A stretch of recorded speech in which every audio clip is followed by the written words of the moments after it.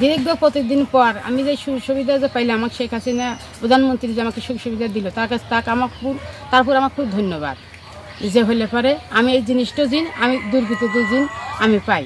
এখন খুব ভালো আমার এখন ভালো মানে যে শেখ হাসিনা প্রধানমন্ত্রী যে আমাকে এখন একটা দিল, আমার কাছে মুক্তিযুদ্ধ আমি এতদিন পরে আসলে আমাকে খোঁজ খবর নেয় নাই, কোনো করে নাই। আমাকে সিএমরা বলছিল দেওয়ার কথা, আমার বিয়ের খরচ দেওয়ার কথা, খাওয়ার খরচ করার দরকার, লেখাপড়া করার দেওয়ার কথা, কোনো কিছুই আমাকে দিল না।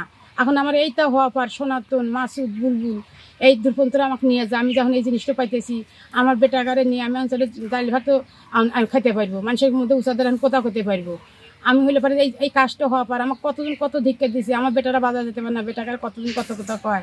আপনার যদি আমি দেহটা ফাইলে দেখাবার পারলাম নি যে আমার দেহটা দেন কী করে দিছে এই পাড়ার মানুষ, দেখাবার পারতেছি না দেখে আপনারা বুঝতেছেন না যে মেয়ে এখন কোথা করে পারতেছে আর কোথা কর দিন আমার আর নাই। আমার কোল যেটা আবার খান খান করে দিছে এই পাড়ার মানুষ। আমি আর কোনো খানি যাই না, আমি একটা কুটুম বাড়ি 6-7 বছর আগে আমি যেতে পারি না।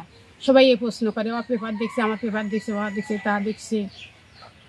আপনারা বুঝতেছেন না যে আমি কিসের জন্য কোথা খবর পাই না। আমি একটা হেলিকপ্টার যাবেন নিয়ে আমি ঘরে পিঠে পলাছি, আমি ভয় করছি যে আমাকে আমার মা বলছে তোমাকে নিয়ে যাবে। আমি একটু বড় লোক মানুষ দেখলে, খ্রিস্টান গাড়ি দেখলে এবার আমি ভয় করছি যেহেতু বিদেশি নাচছে ওরা আমাকে নিয়ে যাবে। এখন পর্যন্ত আমি ভয় করি। পরস্পর শোনা যাচ্ছে প্রধানমন্ত্রী নাকি তাকে স্বীকৃতি দিছে, যদি দিয়ে থাকে লাখো শুকরিয়া। তার মতো একজন অসহায় মানুষকে স্বীকৃতি দেওয়ার জন্য আমরা সবাই মিলেই তার জন্যে খুব আনন্দ অনুভব করি বা করব।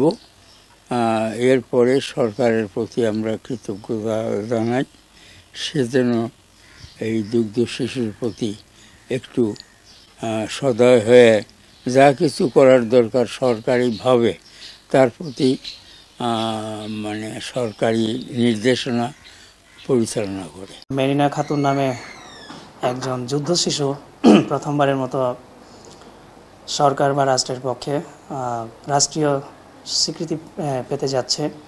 তো এই উদ্দেশ্যে আমি যতদূর জানতে পেরেছি, এর পূর্বে তার স্বীকৃতির জন্য এখান থেকে স্থানীয় প্রশাসন থেকে যথাযথ কর্তৃপক্ষের মাধ্যমে সরকারের কাছে, রাষ্ট্রের কাছে আবেদন পাঠানো ছিল, পত্র যোগাযোগ হয়েছিল।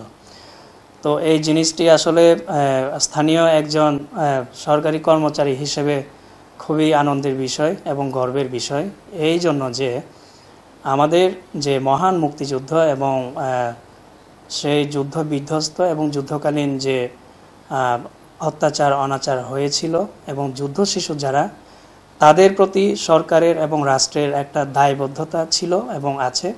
এর মাধ্যমে আমি মনে করি যে রাষ্ট্র এবং সরকার আমরা সবাই দায়মুক্ত হতে পারবো।